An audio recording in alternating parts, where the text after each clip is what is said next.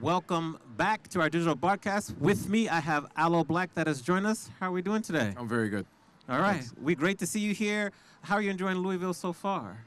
So Louisville so far is all right. I don't know if I need this leather jacket. It's kind of warm kinda outside, warm, but yeah. it's beautiful. We'll cool it down. We'll cool it down a little bit. I know how you love icebreakers. So I'm going to share some icebreakers with you, and we'll kind of get to know you real quick and see what you think. So if you were thinking of a city in the world that best describes your personality, what city would that be and why? Whoa, best describes my personality. I'm Yes. gonna have to say, oh man, I was gonna say Sydney Okay, because tell that's us where why. I met my wife. All You've right. got a little bit of great city life. You have some great beach life. There's an opportunity to go into the suburbs and have a nice, calm experience, and then not too far is the bush. They call it the bush, but like the forest, and Okay. so you get access to everything. It's kind of like LA, where you can be at the beach or be at the mountains within 2 hours. Yes, I like that. Okay, next one. If you could eat one meal every day for the rest of your life, what meal would it be? And why? One meal for the rest of my life. Like something you love, you can eat Man. every day. Okay, wow. There's I love all kinds of different kinds of cuisine, but what's coming to mind right now is pad thai chicken. But if you ask me on a different day, it might be. If you ask me on a different day, it could be jerk chicken. Who knows? Okay, we like the jerk chicken and pad thai. Final piece of advice would be, or really, it's the icebreaker. What advice would you give 21-year-old Aloe Blacc? Ooh, advice for 21-year-old Aloe Blacc. Practice, practice, practice. You know, and it's at whatever I wanted to do back then. 21, I was making music, but I was also, just graduated from college, and I was a business consultant. So, Yeah. practice, practice, practice, study. Yes, and your major at USC, communications and media studies. I did communications. I did another degree in linguistic psychology, Linguistic an psychology. interdisciplinary major, and spent a summer in a neuroscience lab, and I had a good time. I was having fun studying, learning, and just being a student, really. I love it. How do you use your linguistic psychology education currently? I think from the perspective of, okay, when I was studying linguistics and psychology, I had to read a lot of papers. I had to write papers, and now that has translated into the work that I'm doing as a biotech founder. So I've started a biotech company, and I have to read a lot of papers to understand what's happening in the industry. Yes, you do. What was the inspiration for starting the biotech company? Well, the inspiration was the pandemic. I Yeah. got COVID, and I thought that in an improvement on the immune boosting technology that we have with mRNA vaccines, we need a prophylactic, and I was looking for scientists who had created a molecule that could block the pathogen, and I found them. All right. And how's the process been going? How's the company growing? Like, what's the latest update? The latest update is that we've got 10 candidates across multiple indications. So it was just a COVID project, turned into cancer, sepsis, rheumatoid arthritis, infectious disease, and government agencies are really impressed with our sepsis candidate. Cancer foundations are really impressed with our cancer candidates. There's an opportunity for venture studios that are looking for platforms to work with us. It's going well. I love it. All right, congrats on that. If we go back to when you were laid off for Ernst & Young, I'm curious, how did you gain the courage to go all in on music? Well, I was thinking about going to get another job because as a consultant, there's always a headhunter calling and waiting for you to jump on board on another company. But I thought I'll just try music for a little bit and see what happens. And music just kept happening. I kept getting requests to guest appear on artist projects. I signed a label deal with an indie label, which then graduated to a major label, which then graduated to major hits. And so music sort of chose me. I didn't have to choose. Yeah, I love that. Explain, the theme for your music that you follow, which is like the A.I.M acronym. Talk to us about how you created that and what does it mean? Yeah, a lot of people will ask what kind of music it is that I make, and it's hard for me to stick to one genre.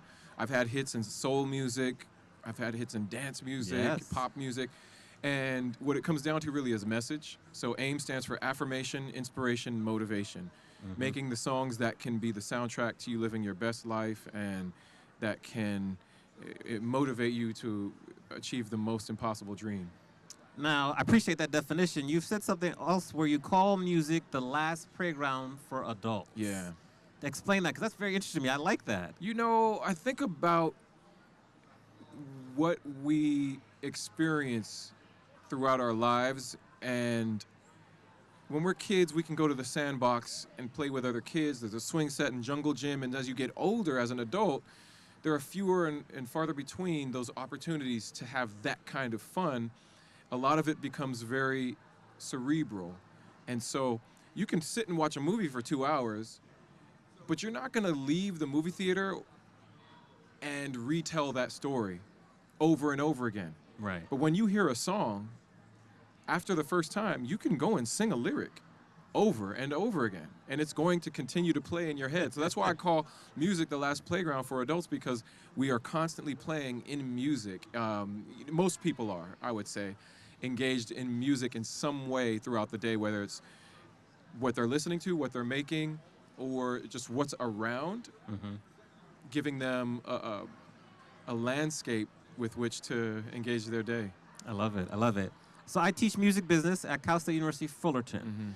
What advice would you give new artists who are entering into the music business currently, based on everything you've learned and kind of the current state of the music industry? Oh, I would say focus on the fun. If you focus on the fun, because that's really what we're selling here, focus on the fun and the customers will come.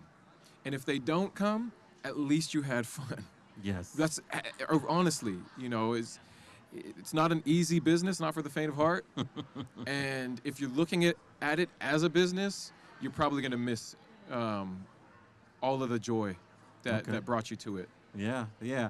I want to ask you some kind of music writing questions in terms of inspiration. A couple songs I love that you have, like the first song would be Green Light. What's the inspiration and how did you write that song? So Green Lights was a song inspired by sitting in a car, rolling down Sunset Boulevard in Los Angeles and watching all the lights turn green in front of me at the same time, a row of maybe 8 lights ahead of me, at least for a quarter mile. And it was just a moment.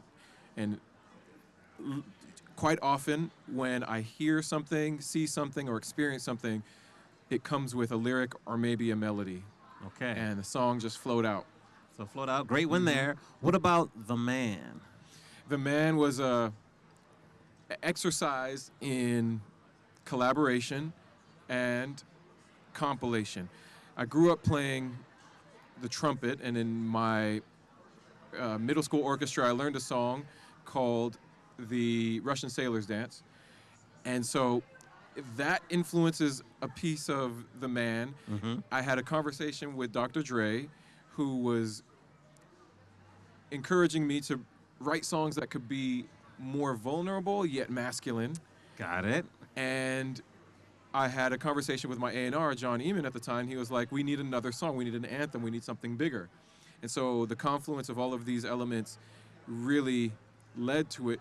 Plus, I had always wanted to sample Elton John's Your Song, and he had a lyric in there that said, you can tell everybody. Okay. And I wanted to sample that, but what am I going to tell them?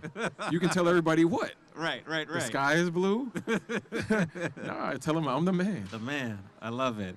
I love it. Who are some of your dream collaborators that you really want to work with next that you would mention, like a top 3? Oh, wow. Next, I would like to work with Adele. Would be an awesome artist to collaborate with. Yes. I'm a big fan of my friend John Batiste. We've done one song together. I want to collaborate with him again. Okay. And you know, Stevie Wonder's still out there. He just got his Ghanaian citizenship, so I know he's still mobile. Yes. I'm happy to work with Stevie. That would be great. Oh, that'd be amazing. Great collabos there. Awesome. What is it about MPI and WC? Like, why are you excited to be here and you really like to engage in live events? So why MPI and why is live events so important to you? MPI is an opportunity for me to share the joy of my music with the folks who put together the best events in the country. And so I want to be able to show them what I do, so that maybe they'll be willing to bring me to the events and I can share with their audiences. Yeah. There's no maybes about it. There's no maybes about it. I have confidence in you, for sure. I think final question would just be, as you've gone through your career, and you've gone through several careers, like you're a CEO of a company, award-winning musician, you worked in consulting, what would maybe be the 3 biggest lessons you learned about life as you went through your career? Wow. I think the biggest lessons, you say 3 biggest lessons? Yeah. One lesson is to have fun through the process. Mm-hmm. The second lesson is don't try to do it all alone. Mm. And I'd say the third lesson is it doesn't matter. Okay, so what do you mean by that? Then I want to follow up on the second lesson. You know, when I say it doesn't matter, it's like if we're lucky, we get a good 70, 80 years on this planet. And ultimately, what you're trying to do in your career is important because hopefully you're offering something to the community and to your industry. But more important than your career is the family, the friends.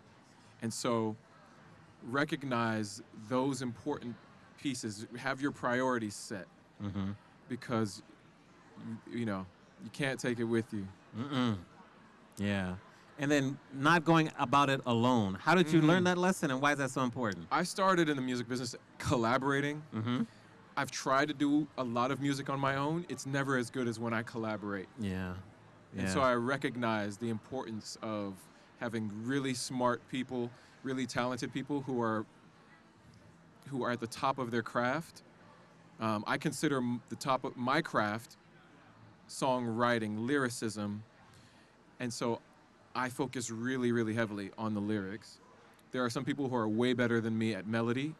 There are people who are definitely better than me at playing instruments and producing. So I sweat the details when it comes to the lyrics. Got it. And so I'd rather someone else be sweating the details for the other parts that I don't necessarily feel I'm 100% strong at. Okay. You're performing tonight. What do we have to look forward to? Well, tonight, what you have to look forward to are hit songs that I imagine most people will know. Right. Maybe a couple songs that people don't know, but stories that I love to tell, because I think engaging with the audience with something that's novel, yet a story that feels approachable and familiar is important. And, a few cover songs that everybody knows for sure that will make them feel like they're a kid again. I love it. Well, we thank you for taking some time. I know you're busy. Thank you for taking the time to appear on MPI WEC TV. We can't wait for tonight, and it's just a pleasure. And thank you for being here with us. Thank you. All right. Appreciate We'll it. be right back in 1 minute with Steve O'Malley. Thanks again to Aloe Blacc for stopping by.